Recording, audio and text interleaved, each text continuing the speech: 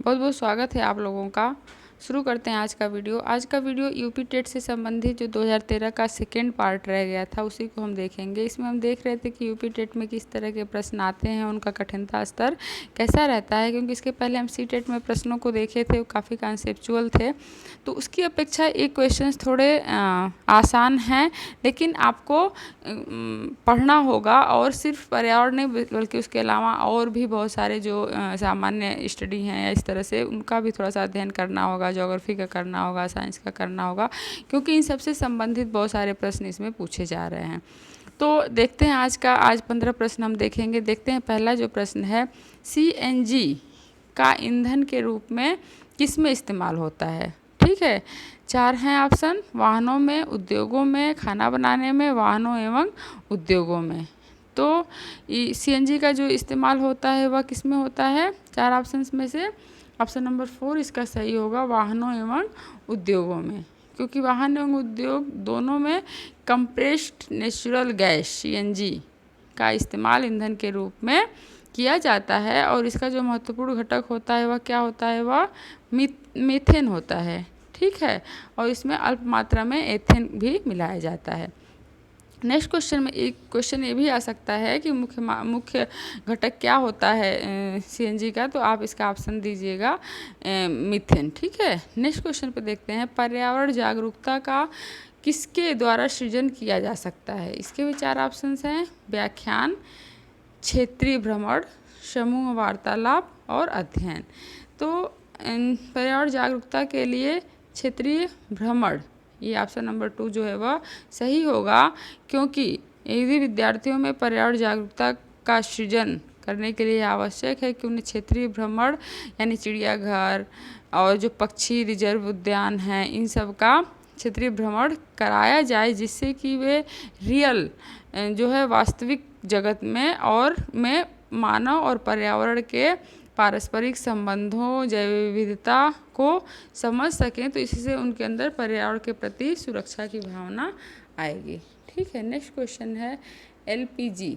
LPG का संक्षिप्त रूप है, 4 ऑप्शन है, लो पेड गेम्स, लोकल पैसेंजर गाड़ी, liquefied petroleum gas, local petroleum gas.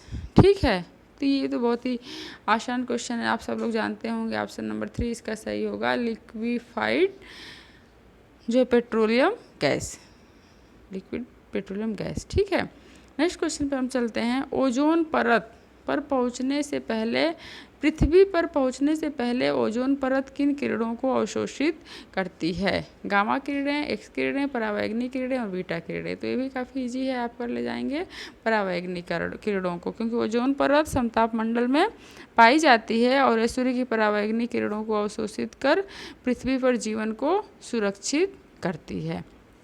पर्यावरण ओजोन की सांद्रता को नापने की जो इकाई होती है उसे हम डोप्शन भी कहते हैं, डोप्शन। ठीक है, ये बहुत ही इम्पॉर्टेंट क्वेश्चन है कि ये आ सकता है कि ओजोन परत को नापने की इकाई कौन सी है, तो डोप्शन, इसको आप लोग याद रखिएगा।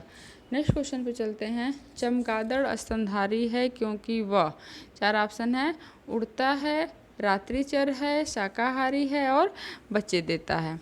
ठीक है, तो चमगादड़ स्तनधारी है तो ये भी बहुत इजी क्वेश्चन कर ले जाएंगे, बच्चे देता है। ठीक है, नेक्स्ट क्वेश्चन पे चलते हैं, पर्यावरण की परिभाषा क्या है। 4 है, एबायोटिक एवं बायोटिक घटक, समतल के नीचे पृथ्वी पर वस्तुएं, चीज़ें जो हमको घेरती हैं, उपरोक्त में से कोई नहीं।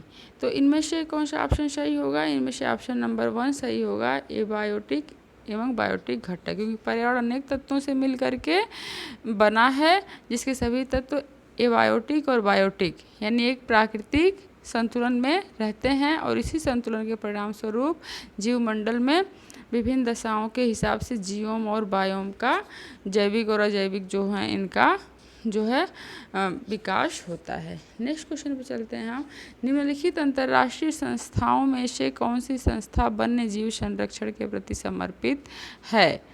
ठीक है, इसके भी 4 ऑप्शन दिए हुए हैं, तो कौन सा है?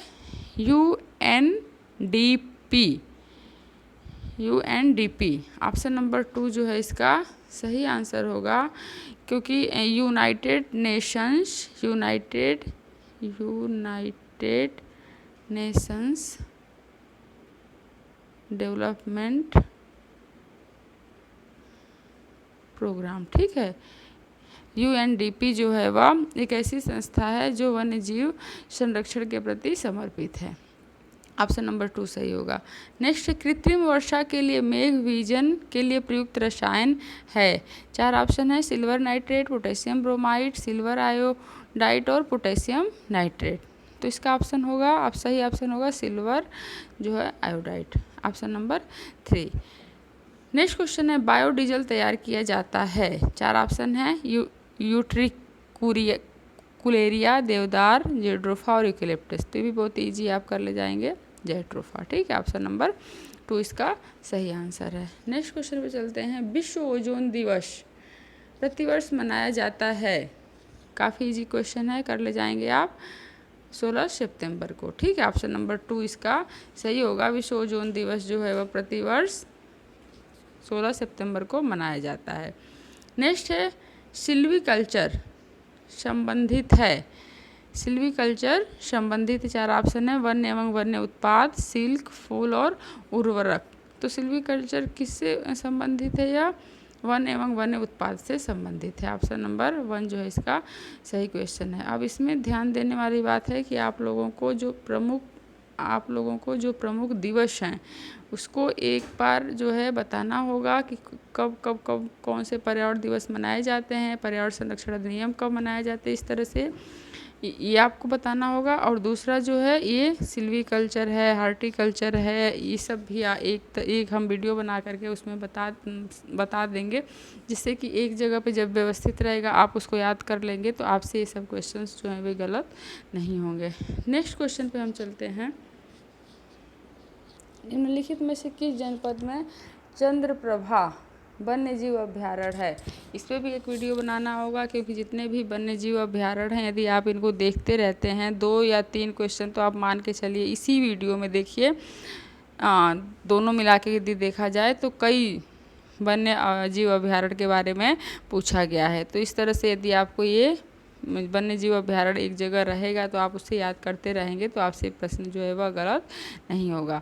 तो चंद्रप्रभा जो अभ्यारण्य है स्थित है, 4 ऑप्शन है, लखीमपुर खीरी, चंदौली, लखनऊ और बनारस, ठीक है। तो चंद्रप्रभा वन्य जीव अभ्यारण्य चंदौली में स्थित है।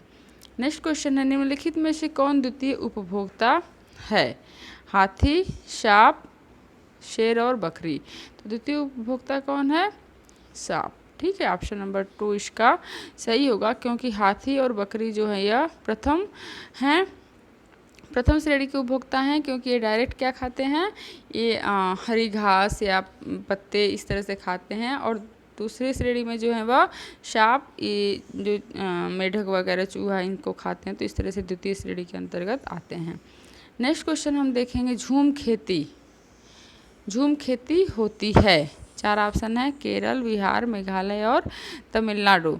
तो झूम खेती कहाँ होती है, यह पर्वतीय क्षेत्रों में होती है, मेघालय, ऑप्शन नंबर 3 इसका सही होगा, क्योंकि झूम खेती पर्वतीय और पठारी भागों में वनों को काटकर की जाने वाली अस्थायी कृषि है। वनों को काट के उसको लोग जला देते हैं और फिर वहीं पे लोग अस्थायी नहीं बल्कि अस्थायी कृषि होती है। भारत में यह खेती पूर्वोत्तर राज्यों में, ध्यान दीजिएगा, मेघालय के अलावा नागालैंड, ठीक है, नागालैंड